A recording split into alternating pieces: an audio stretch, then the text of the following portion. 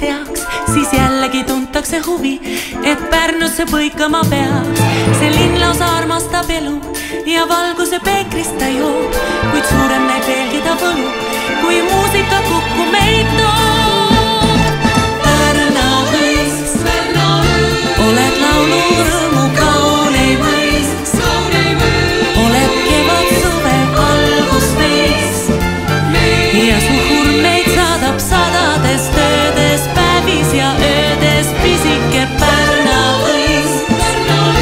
Oled laulu rõõmu kauneim hõis, oled kevad suve algusveis ja su hurm meid saadab sadades töödes päevis ja öödes pisike õis.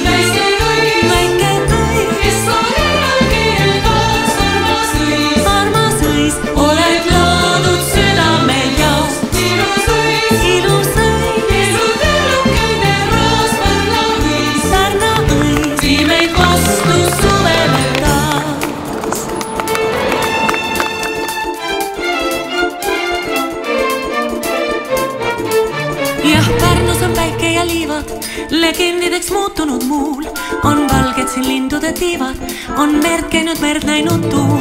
Nii ammugi värsside vihus meil kirja sai pandud see kõik, kuid meenena hoida või pihus ka mee värvi lõhna vaata õit. Pärna hõis, siis kui armunud on mets ja maa, kutsud suurest õnnest laulma saa. Kui nüüd võrrelda kõiki neid maratone, kas ta oli ka üks raskemaid? Ütleme nii, et võib-olla võrrelda oma esimese maratoniga, mis joostud Pariisis ja ütleme nii, et 5-6 kraadi palava vingaga, et aga tõuseb palava. Et maratoni jaoks kindlasti võiks olla 10 kraadi külm. Aitäh võitjale! Laseb koori, panu ja noori igaüht